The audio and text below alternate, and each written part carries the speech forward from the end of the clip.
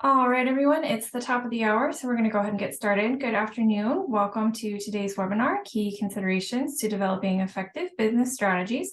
My name is Carrie Shania. I'm the marketing manager here at Larky, and I'm going to be your moderator for today. Just a couple of housekeeping items before we get started. So one, if you're having trouble with audio or video, please message me in the chat and I will do what I can to help you troubleshoot. But I will also let you know that this is being recorded and this recording will be sent out afterwards. So if you're afraid of missing anything, don't worry. You will have access to all of this great content after the presentation. We are also going to have a Q&A session, so we encourage everyone to enter questions throughout the presentation. We're going to do our best to answer them on the fly as they come up, but we are going to have a Q&A session at the end as well. So if you are like me and you can't think of questions until after you've had a chance to process everything, that's fine. We'll save some time at the end for Q&A. So with that, I would like to introduce our speakers. We have Greg Hammerman, who's the CEO and founder of Larky. For those of you who may not be familiar with who we are and what we do, we are a fintech company helping banks and credit unions improve engagement with their account holders through push notifications delivered through the mobile banking app. So that's a little bit about us. And then we also have as our main speaker, Amy Herbig, who's the CEO of the BA Group. We are super excited to have her here today. She helps credit unions with branding, marketing, social media, all sorts of different tactics and strategies to help credit unions and banks achieve their goals. So with that, I think we can go ahead and get started. We'll kick it off with an agenda here. So first, we're going to go over just a brief history of the financial industry, some of the competitive landscapes and expectations that consumers have had over the years. Then we will get into the definition and development of strategies. So this includes strategies versus tactics. There is a difference between the two. And then key elements that you're going to want to include, as well as marketing methods and success measurements. After that, we'll chat a little bit about the importance of combining data gathering, measuring, and reporting abilities with a seamless user experience. This is all of the analytics side of things that everyone is always so interested in.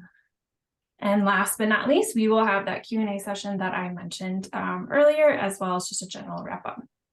So with that, Amy, I will kick it over to you. Thank you, Carrie, and good to be here with everyone today. Thank you for joining us. I know I can't see you. Hopefully you can see me, Carrie, and Greg okay. I'm in blizzard warning, Minnesota. So depending on where you're logging in from, maybe you're up in the bold north like I am and about to get 26 inches of snow, or hopefully you're basking in the glow of some sun and vitamin D somewhere else. So if you hear a little beep beep in the background, that might be a snowplow below my office window. But otherwise, I'm happy to be warm and cozy in my office here presenting to all of you today. So thank you again for that great introduction, Carrie. 2023 marks my 23rd year in the financial industry, specifically credit union, but I've worked with both corporate credit card companies, banks, and credit unions, as well as some fintechs thrown in there, Larky being one of them.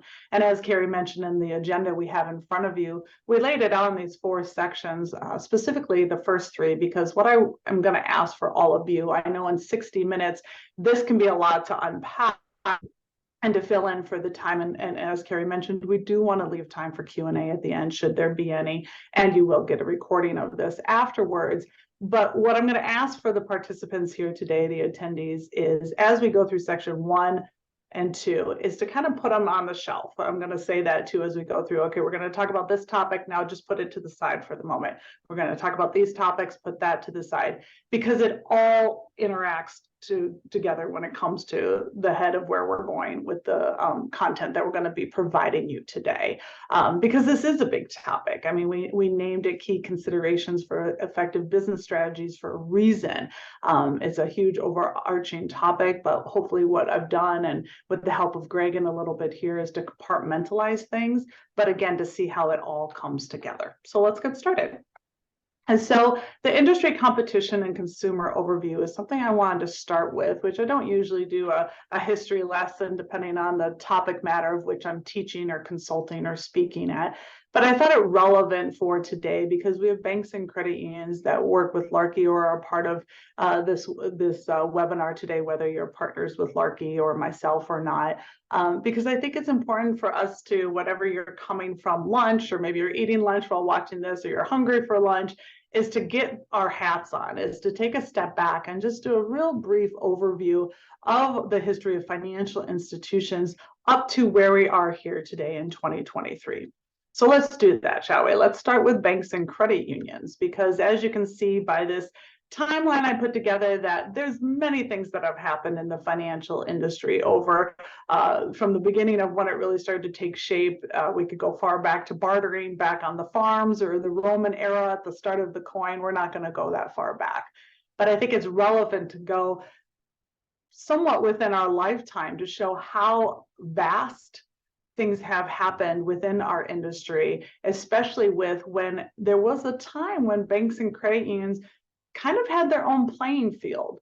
Obviously, back in the early 1900s, when the Fed and the FDIC was created, at the same time in the early to 1920 timeframe, credit unions started. So both had their own, we'll call it agendas, both had their own ways of doing business and who they did business with when it came from lending and savings types of scenarios. Then, of course, we had World War II that really rocked our world financially and led into things. But fortunately, it's very interesting to see how during that time period, which we might have some of our board members that are at that age of the 1945s, some of us on this call even, you might even remember a time frame when all of this started to take shape post World War II. But where things start to get really fascinating is the invention of the ATM in 1967. I'm not quite sure if you knew that's when the ATM was started or not. Obviously, they weren't on every corner or expected at every financial institution at that time. It took quite a while to get going, but that really kickstarted technology that continues through today. At the same regard, in the 1960s to 70s, credit unions started to increase in number and scale.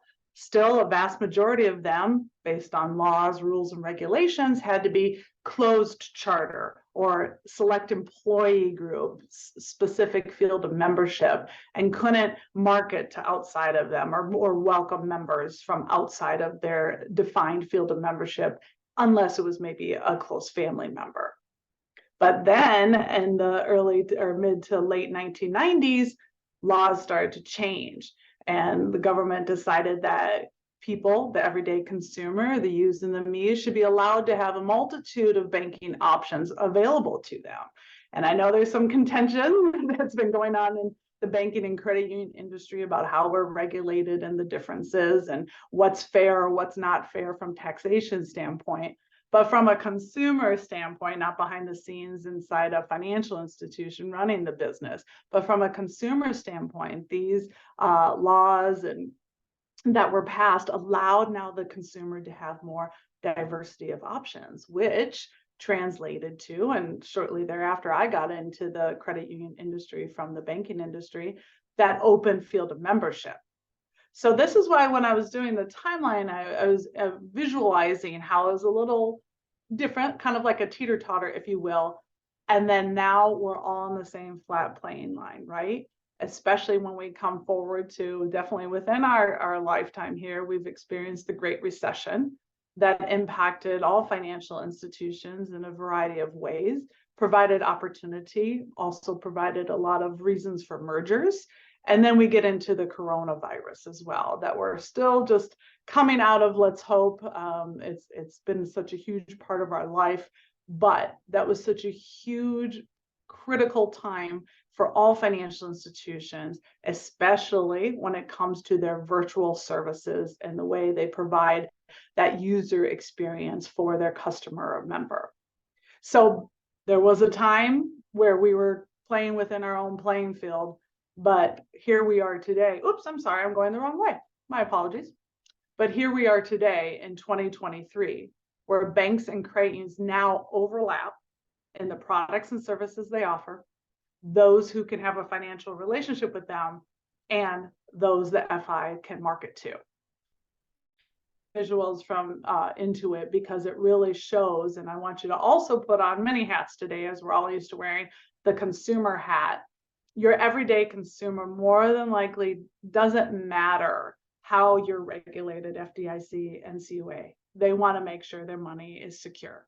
Well, look at that it's on my left. It might be flipped on your screen to your right, but look at that overlap there.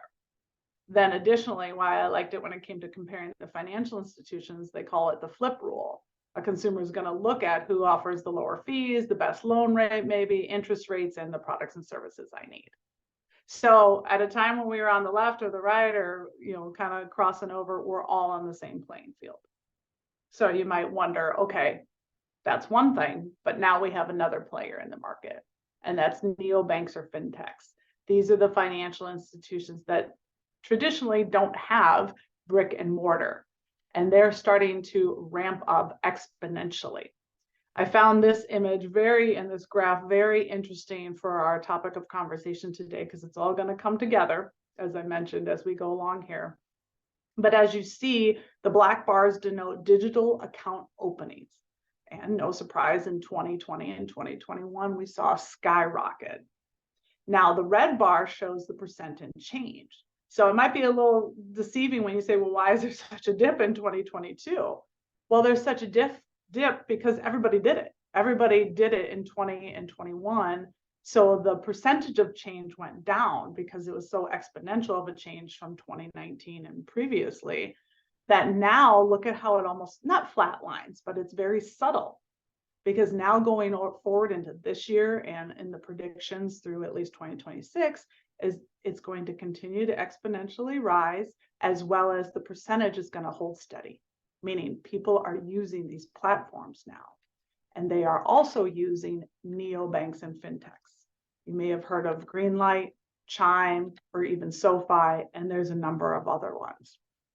These fintechs, neobanks, words are kind of interchangeable here, are starting to attract the younger, the Gen Z, the millennial, and we'll get into that in a moment as well, because of their convenience and because of what they are allowed to offer, possibly also because they don't have the expense of the overhead like a brick and mortar.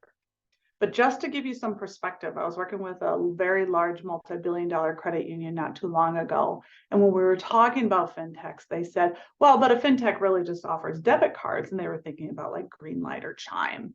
And all I had to do was pop open SoFi's homepage of their website, and this graphic was right there.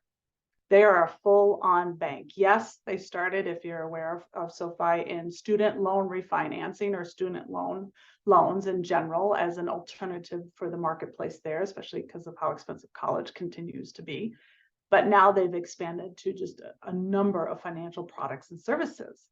And just to give you a little more perspective, at the end of September last year, they were worth over almost $16 billion, which represents almost a 96% increase year over year. And these players are newer to the market than more than likely, I'm not sure everyone who's on this webinar today, but you've all more than likely been around for a number of years. And yet we have these fintechs coming in now also playing on our playing field. So the perspective of that is that if we're all playing on the same playing field and we're all financial institutions, and as a business, you have to obviously gain customers or members in order to keep your business alive. Well, here's another thing we're all pretty much on the same playing field, and that is the ideal consumer, what they look like, specifically just for our time today on an age range, 18 to 54.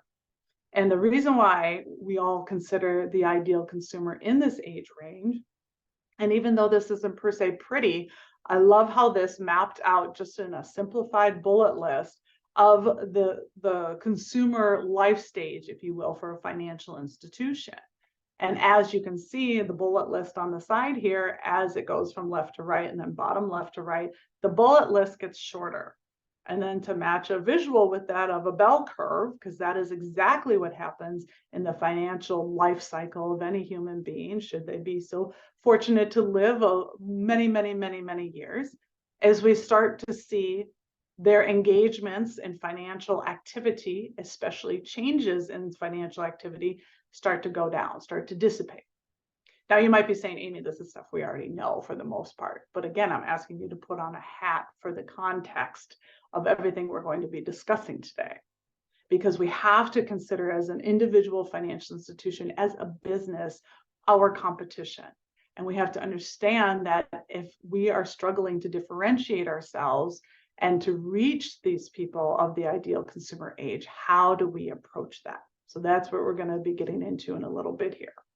So I want to start continuing on this range of who the ideal consumer is because of what their expectations are, which we're going to get into in a moment.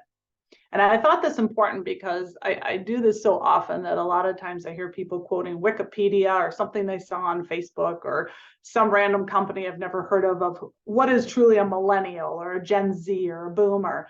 The Pew Research Center is a very, very credible resource, and they're own the market on defining the generations for the most part. Again, you don't hear maybe a lot about them because everything else, creates white noise. But the Pew Research Center, they're the credible source that you can see.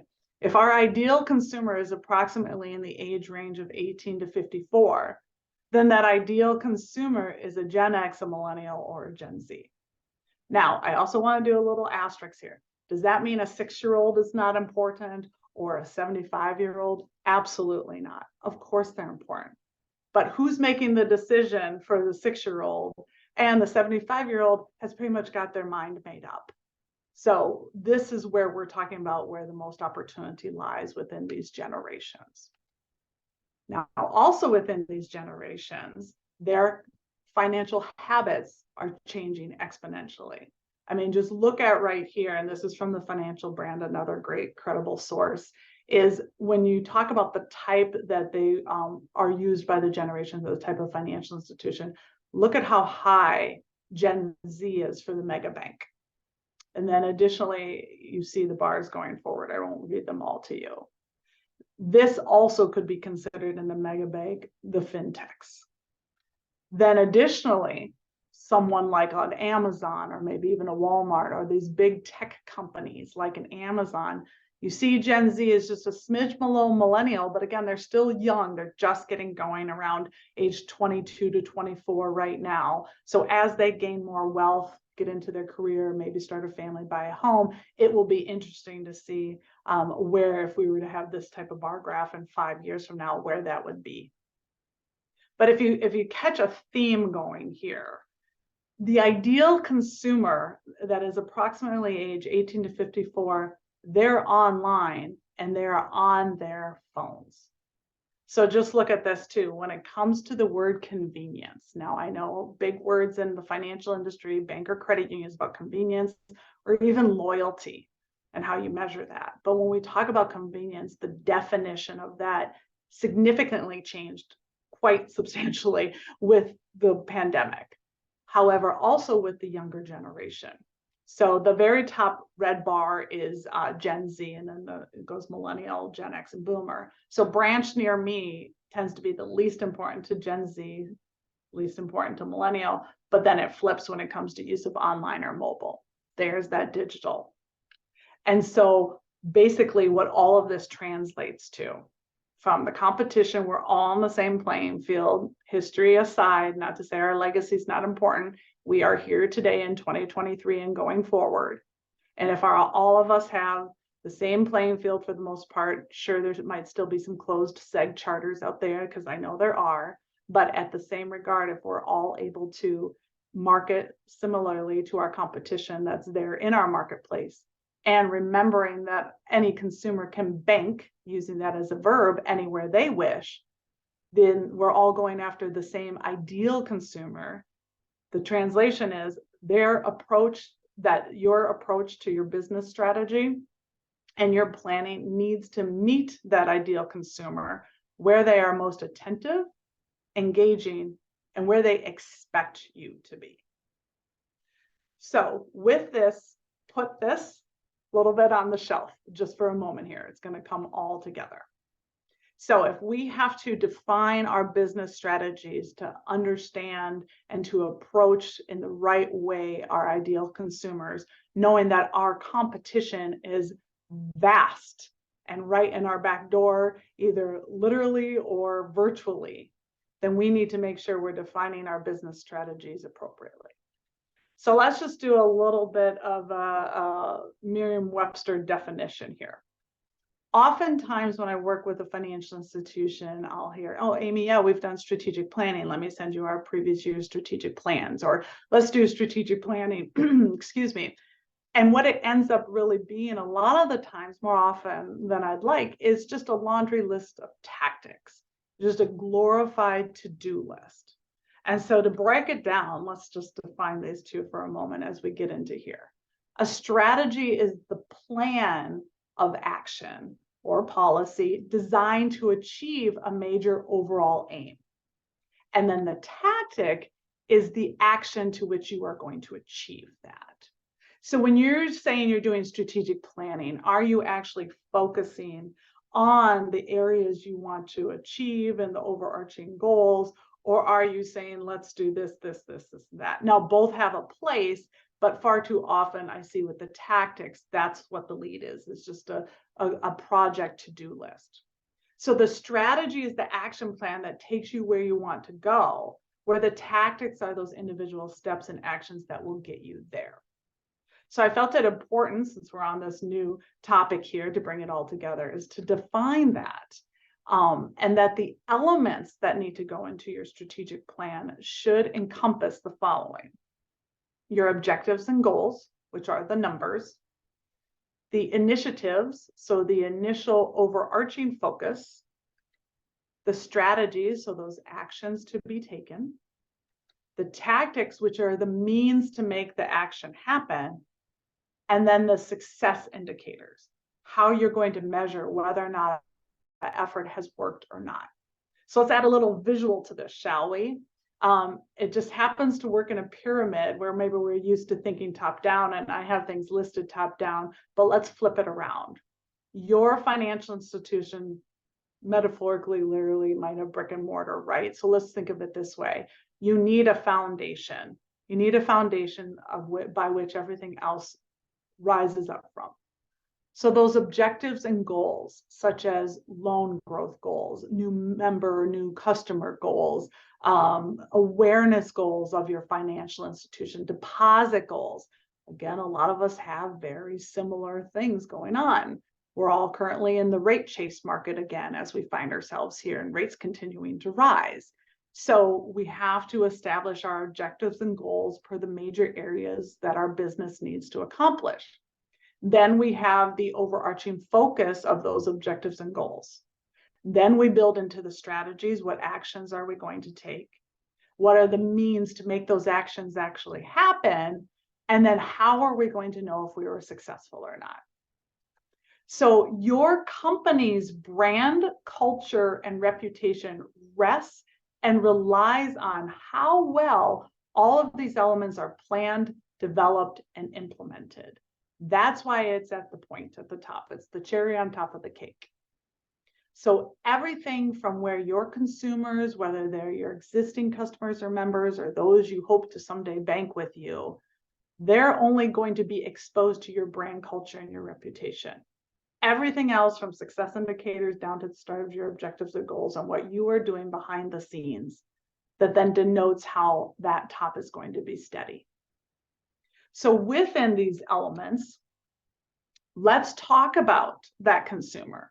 Let's talk about how a consumer thinks, especially eventually here we'll talk about when they're exposed to your brand, reputation, your culture through different means. But if we just take a moment to think about the consumer cycle, and I say successful because this is if you've achieved everything, think about it for yourself for a moment and how you act as a consumer. Maybe if you're interested in buying something, so try to put that hat on for a moment. Same goes for a financial relationship. So it begins with awareness, into interest, into consideration, into intent. So things start, first of all, with your brand, meaning they actually know you exist and some sort of messaging either resonates with them or not, but this is the successful consumer cycle. So we're going to say your brand, that awareness is a positive thing. They think you have a positive reputation. So now they're like, okay, I want to get to know a little bit more. Okay, so now you're top of mind. They're actually going to want to act and then to look into you. Now we go into the evaluation, action, onboarding, and loyalty. So when they want to act on you, a lot of times these days, especially thanks to the internet, what do? Well, let's check somewhere else. Whether I'm rate shopping for a new auto loan, or I'm looking for a pair of shoes and I'm at Nike's store, I'm going to go on to Amazon. If I'm looking for an auto loan, I might be banking currently with a credit union, but I'm going to look at what the local community bank has to offer.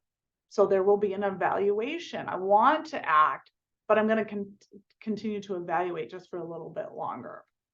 Then something you've done right during these 5 steps actually makes me want to act. That's the, ooh, we've done it. So apply online, they shoot you an email to talk, what have you. You get maybe them in person, maybe on the phone. That action has occurred. So now the ball's in your court, right? Your staff, how your systems work and operate. Now they've become a customer or a member. So now it's a matter of how they were onboarded. How have they interacted with you for the first, you've heard about it, like 2 days, 2 weeks, 2 months. So how is this relationship going? Am I enjoying this? Are they there for me? Do they have the products and services I need based on the relationship I started to bank with them with? And then if all of that is a yes, then they're loyal, right? They're going to continue to bring repeat business to you, and they're definitely going to refer you to others. So that's the successful consumer cycle. And put a little bit more, I love this cone shape, is if you think about it from the planning strategy that I was talking about, and the way the consumer cycle works almost into a funnel, is once you've planned and defined your goals or your strategy, let's say it's for auto loans, because we can all relate to that. You've made your strategic plan, you've set your objectives, your initiatives, your strategies, your tactics, your success indicators for your auto loans for the year. Now your reach, you've reached them, you've reached the people you've wanted to about your auto loans. Then they've acted, they've looked into you, they've applied online, etc. Then they've converted, you've converted them. Now they're a customer or a member. Awesome. Now you're engaging with them. And again, they've liked who you are, that you've offered them everything they're looking for. Rinse and repeat. And so the strategic plan and the must-haves within that, if you think about it, the plan, defining your goals and strategy, and then the engagement, that's all you guys. It's like the bookends. So it's that middle part, but specifically the number 2 that it happens to be in green, but you've done all this work on your strategic plan, you set your goals, you have to reach them. And so you must have within your strategic plan the areas of strategic branding, strategic marketing planning, social media, digital media, which both can be considered digital marketing, which you'll hear me talk about in a moment, email marketing, website management, and marketing or data analytics. Everything you do has to have these areas of focus in your strategic plan, investment in time, money, the right resources, etc. Because otherwise that reach is going to be either diluted by all the noise we have out there, or it's not going to differentiate you from the competition. And so when we talk about that ideal consumer, let's bring him or her back, that 18 to 54-year-old, we have to consider if reach, again, we've set our strategic plans and goals in place, but that reach is the next critical step. It's all out there now. We have to consider the channels or mediums or means, they're all interchangeable words, that we have in order to reach our target audience. And the list I'm going to show you is available to everybody. Yes, budget obviously is a consideration. I'm not naive, of course it is. Yet there are none of these mediums that are only for a select few, or that you have to be in the billions in assets in order to leverage. And so if you step back and think about the channels you have to reach your current member base, your current customer base, or those potentials that you want to bank with you. You've got a website, you've got branches and signage within your branches. And by branches, I mean physical structure. And then you have signage in and around your branches. Maybe you have branch TVs that showcase, the weather and so-and-so's work anniversary, and then, auto loans as low as XYZ. You have hopefully emails. So I gave an example like Constant Contact is pretty regularly used through financial institutions, but there's others. You have some sort of quarterly newsletter, possibly, whether it's paper. I put e-newsletter because those are most common these days. It's emailed out. Maybe you have brochures, buck slips, inserts, handouts, what have you at the branches. Staff, word of mouth and cross-selling, that is also a medium. Your staff is a working channel for that reach, right? They should be. We all do member or customer statements, electronic or paper. And within there, you have the ability to email notify and maybe have some marketing messages in there in that email notification of their statements. Maybe you still do some statement inserts from time to time, the little buck slips, or your statement itself, either the e-statement or the paper statement, has areas for your marketing messages and content only or visuals. Your on hold messages are an option to do marketing and reach. There's also still traditional media, of course, that's still in the game out there. There's radio, TV, billboards, digital billboards or static billboards, back of buses, that's considered traditional media. Direct mail, I still believe in direct mail, postcards, envelopes, if there's a strategic reason for them. Same with traditional media and other elements here too. There's always got to be a strategic reason for them, or rationale, I should say, rather. But you still have those out there. You got the direct mail, online and mobile banking ads, if you have those capabilities within the systems that you provide. And then when I was talking earlier about digital media and marketing, that really encompasses a wide variety of things. Social media falls in that category. If you do search engine optimization or search engine marketing, SEO, SEM, display ads are a part of digital marketing. Those visuals you see when you're on like ESPN.com and you're being served an ad by Wayfair because you were just looking at a couch on there.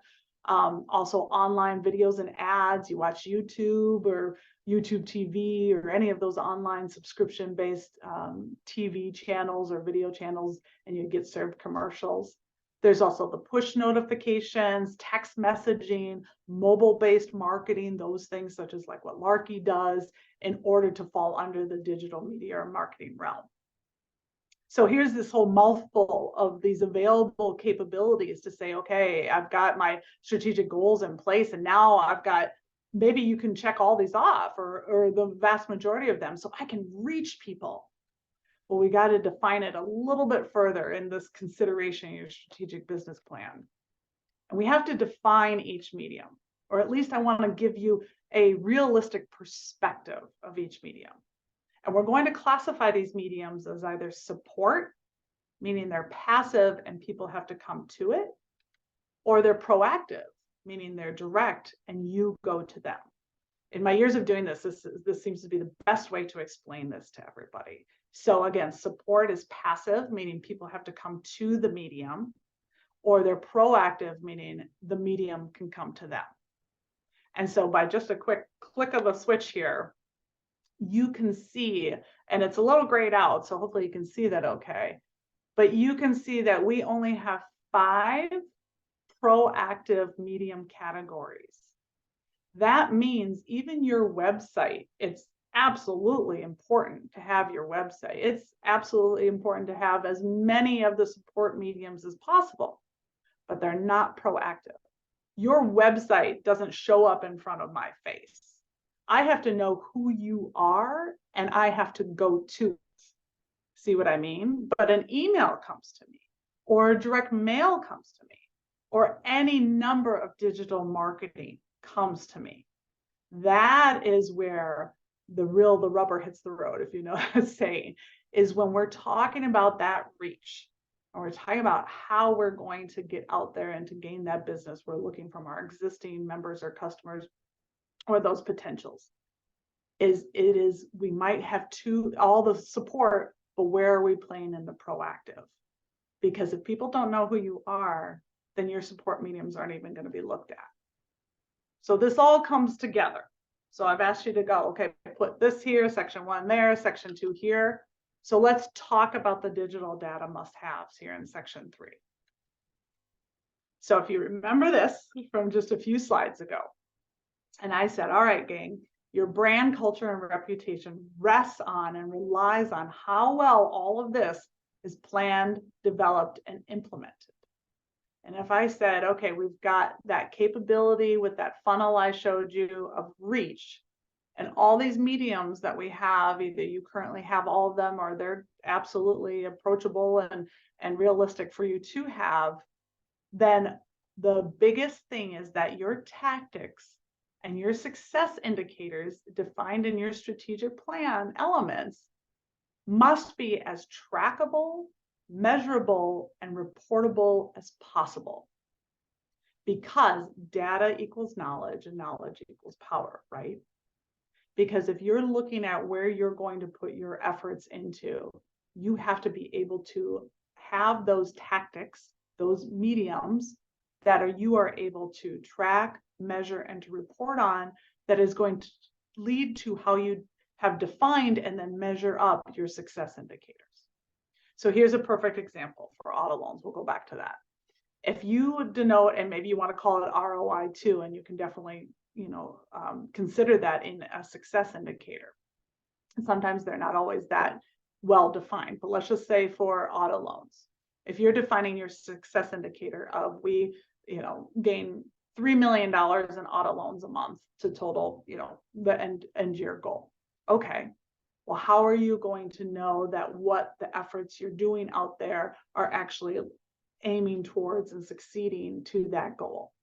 So your tactics need to be as measurable as possible. You need to be able to track, learn the information from that, and to be able to pivot as you start to watch things change, move, flow. You might be in the indirect lending game. Do you want all of the money, $3 million a month, to be just an indirect members, which we know our customers are very hard to penetrate with other products and services? Well, you got to be tracking that, right? Where are our efforts coming from? Who's engaging with us? What does that look like? You have to be able to have those tactics that are, I'm going to keep repeating myself, trackable, measurable, and reportable. But how do we accomplish this? And when I mentioned about having as many proactive mediums as possible, even today in 2023, there's only a number of ways to do that. And if you've ever heard the term performance management, we don't have time to go into that today, but I highly recommend you look up the term performance management. Don't read off Wikipedia, just find credible sources to read off of them. But it is basically summarizing a lot of what I'm talking about here, is that performance management is how are you performing and how are you able to track, measure, and report on that. So from our medium list, if we need to be able to have these tactics, and we then that lead to the measurement of our success indicators and the reporting of that, and to see that we're actually tracking where our goals are defined in our strategic plan, then you need to have emails. You need to have, again, maybe you have quarterly newsletters or not, which usually are served in the form of an email. So a little double dipping there, but I'm pulling from the list of elements and mediums we have that are proactive. Those member statements, again, okay, you're going to the member. E-statements more likely to be viewed than a paper statement, and a lot of people are trying to get rid of paper statements. The direct mails can be, again, proactive, or they are, because they go to people. Difficult to manage though, and to track, unless you do some sort of coding or things like that, or you have something on your back end to track. These people got the direct mail and they came in and became a customer or member.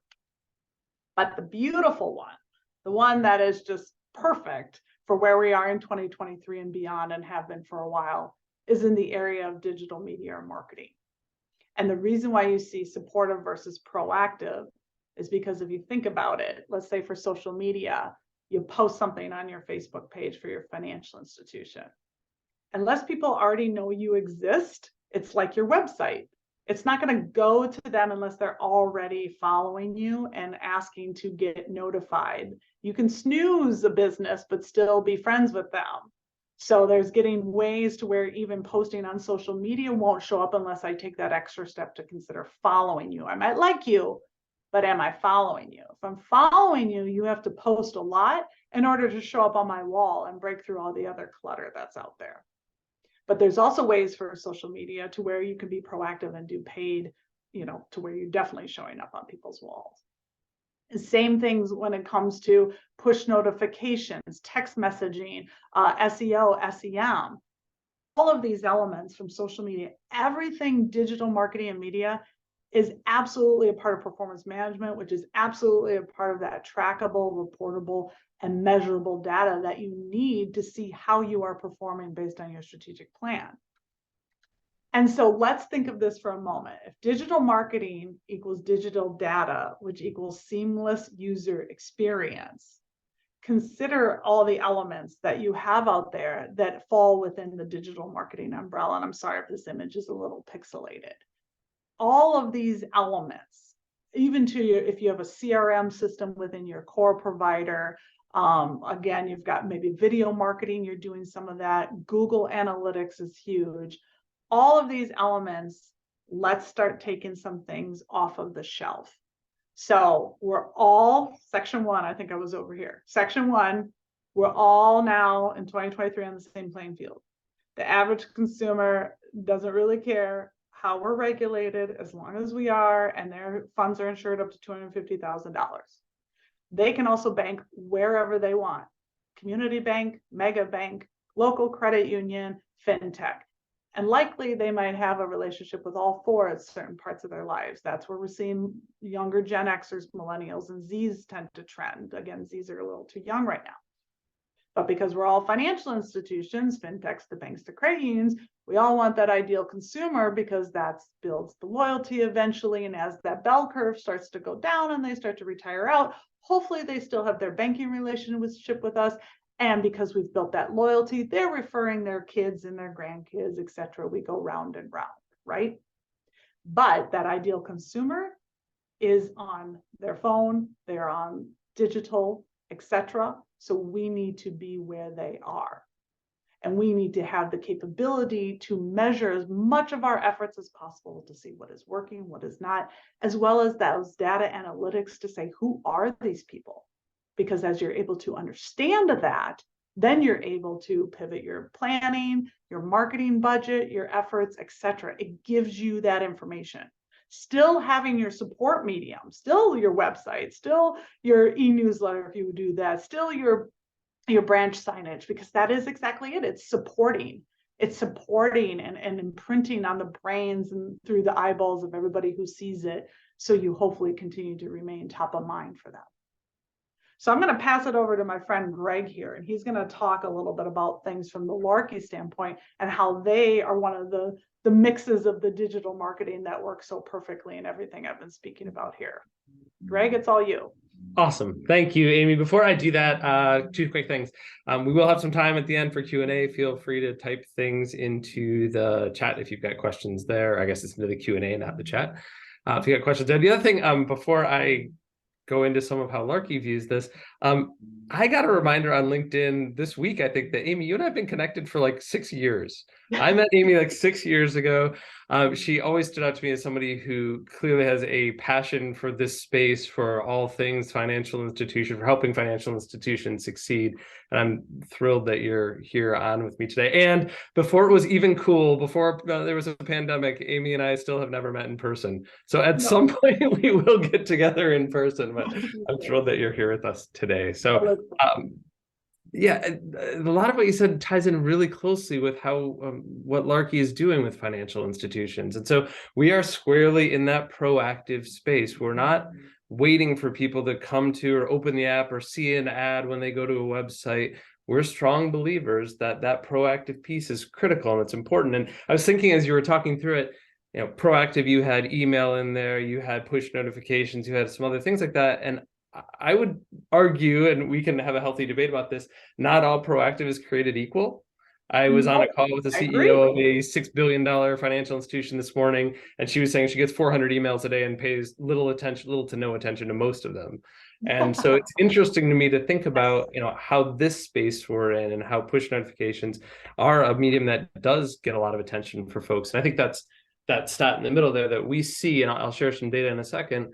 about 7x more engagement than traditional marketing, even other proactive things. And so, just to sort of set the stage, our proactive push notifications, somebody doesn't have to be using their mobile app. They don't have to have their phone screen on, but we can send them a tailored message that pops up on screen that they can tap on and take a specific action. And that message can be driven by data. So what do you want to talk to this person about, and where do you want their response to be? That's what we're all about. And so we're helping financial institutions grow sales of products and services. And really, I think probably more importantly than a specific product or service growth, it's the long-term relationship. So as Amy was talking about, what makes financial institutions successful, I mean, sure, you can increase auto loans this year, but the long-term success is really the relationship with the members and account holders.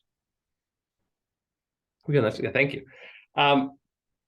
So there's a lot of different things people do with our platform, and what you can see on screen are, I think, just 6 different examples. People can sometimes say, hey, we're very fortunate to work with somebody who was at Visa for 25 years, and he pointed out to us, if somebody doesn't activate a new card that they're issued in the first 30 days, they probably never will. So it's a perfect example for a push notification campaign. Just send a message to people who have a card and haven't activated it yet.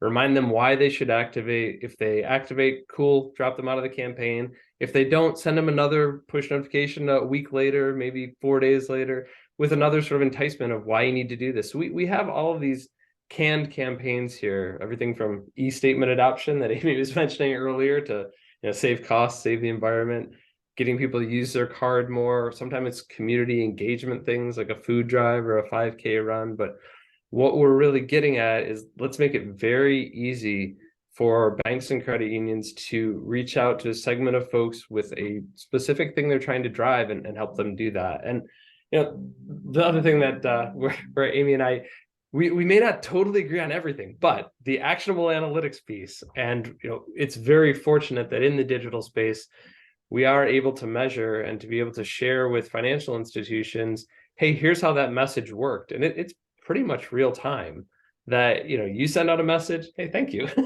Perfect. You knew where I was going. So a couple examples from a couple of clients of ours that, first one is a credit union here in Michigan. Actually, they're both here in Michigan, interestingly enough. They were trying to drive some holiday loans, just a short-term loan. I think it was $1,000 piece of it. They sent out these push notifications. So again, popping up on someone's screen, not an ad they see when they're in the mobile app or when they go to the website. But the idea is when someone's not necessarily thinking about their financial institution, to get in front of them and to show them, we're here to help. And so, that tap rate, 13.2%, what that means is out of all the people that got this notification on screen, 13.2% of them tapped on it. That is a phenomenally high tap rate, phenomenally high action rate. Actually, for us, that's it's a pretty typical tap rate. But what we often get compared to is email campaigns or even physical mail campaigns. And as a benchmark, people think of a 2% click-through rate on email as a pretty successful campaign. 3% is really good. So for us to see things like 13.2% tap rate, and probably more importantly, that next bullet that, what they were trying to drive was people doing holiday loans. They had 125 loan applications after they did this campaign. 25 of those were just on the first day. So they were able to log into the portal that we have created for them, create this campaign. I will admit on this call in front of all of you, I hope no one's on from this client. They like emoji a little bit more than I like emoji, but that's cool. They can use their branding and their style and talk about it that way. And they could argue back to me that, hey, we got the results. So what do I have? Emoji use? So but to see those sort of results, and they could set up a campaign like this in literally minutes and get something important for them accomplished. The second one, they were looking at balance transfer. They have a low rate offer. They're trying to help out members. This is a credit union on the bottom one, Community Financial, that were paying a higher interest rate on open balances with credit cards, and they wanted people to transfer funds in. And so again, the first message they sent, they had 9.4% tap rate, and a little higher on the second one. So they're getting great engagement. They got 75 people that applied and 100,000 in new transfers from 2 push notifications. So, bigger picture, it is really for us all about, that proactive piece and the measurement of it. And I think if you go to the next one, this is where it all kind of comes together from our side of helping our clients understand what really works and how they can engage with consumers and how they can get their message out there, and giving them a dashboard that they can log in and literally see, in moments, hey, this is working and this is what should be tuned or tweaked, or this is what has worked historically. They can even do A/B tests and sort of see, which message works a little bit better than others. And it's not on this slide, but something I'm super excited about. We're rolling out this quarter. We're using a little bit of machine learning to look at past notifications, past nudges that have been served through our platform, and the success of those to sort of predict as someone is drafting one of like, hey, this one's probably going to do pretty well. And this could be a place where I get proven totally wrong, where the notification or the machine learning engine and the artificial intelligence says more emoji. You need more emoji. I don't know. It might not come to that, but we'll see where it comes to. But that toolkit to help it make it easy for people to use our platform is a big part of what we are. And Greg, I love this because, and first of all, you are absolutely correct. I'm glad you said that. All proactive mediums, all support mediums too, are not created equal. They're all a part of, you've heard of the term like marketing mix or business mix or communication mix. That's what it is, but they're not all equal slivers if you're to envision a pie chart. And it also depends on your effort, right? Like if you're doing one of the things you showed, a community food drive, let's say for the financial institution, I would see much more on that social media engagement. Maybe it's not holding place on the main banner ad of your homepage website, but it's a blog article. So that pie diagram, if we're to put all these marketing mediums and then take digital marketing with Larky and SEO, Google's SEM, and retargeting ads and social media, they've got their own slivers as well. And it moves and it pivots per the initiative or the goal or strategy you're trying to accomplish with there. And when I look at something like this, and when I've worked with financial institutions over the years, and we evolve the all-important board or stockholder reports to say, all right, here's our budget for the year. Here's all these efforts. We've got these third-party technology systems. We manage a website. We pay a print house that also does our e-statement delivery. We pay a constant contact. We're spending money on Google. We've got in-house marketing person, designer. I mean, I get how it all I do it all the time. But at the end of the day, if we go, well, I think it's working. I started in the industry when I had to sit at board meetings and management leadership reports and go, well, I think so, right? And tell me what the core says. Okay, well, I think the numbers look good. And now here we are, and the fintechs, this is the only way they operate. I mean, Larky is a fintech company, but we're talking the Chimes and the Green Lights and the SoFis. They're all about analytics. They don't have paper inserts. They don't have brick and mortar. Yes, they have a website, and they can track all those analytics, and they're sending emails. So they're all on that framework as well. But to step back from the beginning again to the forward, not to be a broken record, but it's important because we're going to get to Q&A here in a moment, is if we're all on the same level playing field and we all want the same ideal consumer, and we have competition not only that we can see, and some of you on this webinar, you don't know who's here, but maybe you're in competition with someone also listening in. And then we've got the fintechs as an extra layer on top. And unfortunately, we all just keep getting older and older, although to me, age is only a number. And someday I'm going to start to plateau down and retire out, which will be lovely. And my kids who are in college right now and high school are going to start to, whether or not they have a family, but get a mortgage, all those things. And that's the circle of life. We are literally in the circle of life as financial institutions. And so our ability to incorporate as many capabilities as possible in order to have those tactics that can help provide us with analytics so we can learn from them and to then change sometimes on a dime based on the knowledge we've gained from that, and to be able to truly report an ROI better than we used to before. That is going to help us, but we also have to define who we are, why we exist. There's a lot of things to strategic business planning. But once you've done that, then it's that reach. Remember the little cone, that reach. How are you going to reach?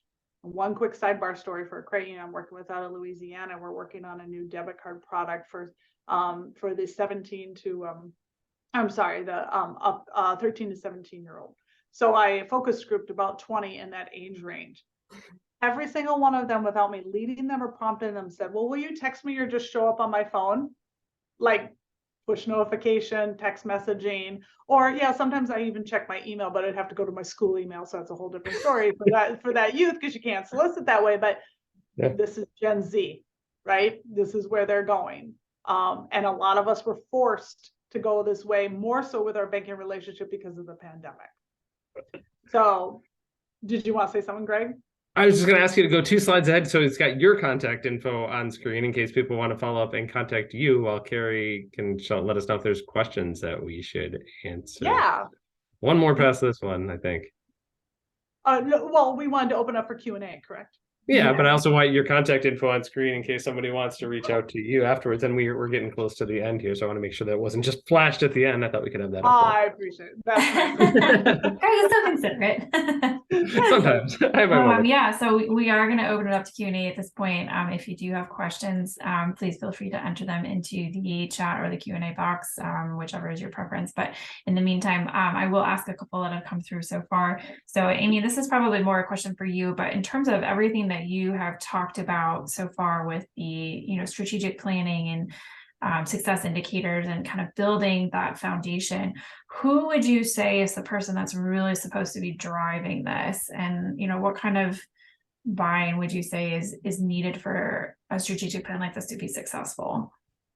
Not to be cliche, but like any business, financial institution, or you sell dog food, it starts from the top down. So leadership, it should not rest solely on the shoulders of a CEO, even if you're a 6 million asset credit union and you only have the CEO and then the board, then it should be the CEO and the board. These are all the key stakeholders in the success of the company. So if you have COOs or director levels, VP level, EVP level, the leadership team needs to be a part of the strategic planning process.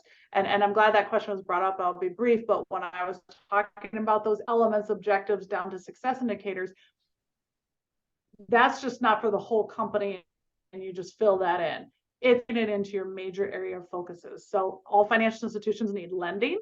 They need deposit bodies. Those are almost always should be a part of your strategic plan, business plan. Then you break each out for the lending. And maybe you have one for a product. You have strategic objectives and goals for HELOCs and then another one for auto loans, but you go through the process for each. Maybe you have brand awareness, maybe a field of membership expansion or mergers. You break those all up into those major areas of focus, and then that encompasses your strategic business plan. But the higher ups absolutely have to play a part of it and lean on the people in their areas of expertise. I hope that answered the question. Yeah, absolutely. I think that's a great answer. I know we have about 3 minutes left, so just a couple other ones. Greg, this one will probably be more for you, but on the Larky side, as far as like getting that kind of thing set up and going, can you talk a little bit about the implementation timeline and what that might look like for a potential financial institution? Sure. Good question.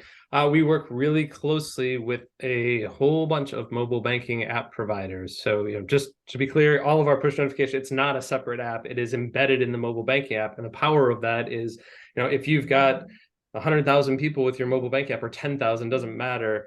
We're in there. And so all of a sudden, those people, you can message this way and you don't have to wait for them to turn something on or for them to download a separate app. With those partnerships we have in place now, the implementation is usually measured in a few weeks. They have us, they built us in, it's turning it on, and we have some training that we do, but it's usually about an hour-long training session where the person says, yeah, I got it, because it's a pretty straightforward interface to set up and to use nudges. If it is a digital provider, a mobile banking app provider we don't yet work with, we are always happy to chat with them, and I'm happy to take any questions from anybody specifically about, do we work with yours yet, or are they one of the ones that we are getting to be working with now down the road here?